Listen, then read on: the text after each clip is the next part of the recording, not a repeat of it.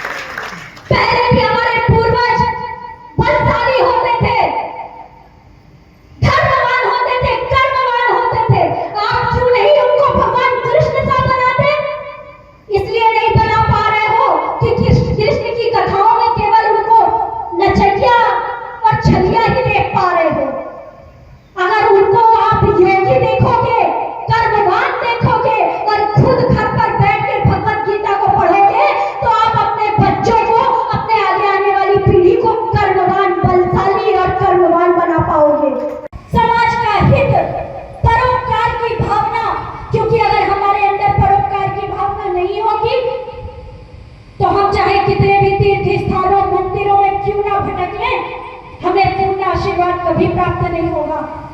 उस समाज हित के लिए, जन कल्याणकारी कार्यों के लिए, जिस समाज की कोई नहीं सुनता, जहां जिस समाज की कोई सुनवाई कहीं नहीं होती, उनकी सुनवाई के लिए गुरुवर ने हमें एक भगवती मानव कल्याण संगठन जैसा संगठन दिया, जो समाज हित के लिए निरंतर कार्य कर रहा है और आगे भी करता रहेगा।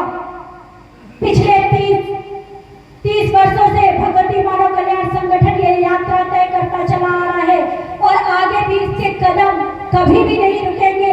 जब तक यह सूरज चांद है, जब तक यह धरती है, जब तक इस धरती पर एक भी मानव है, भगवती मानव संगठन इसी प्रकार जनहित का कार्य, समाज कल्याण का कार्य करता रहेगा। चूंकि यह एक आध्यात्मिक मंच है,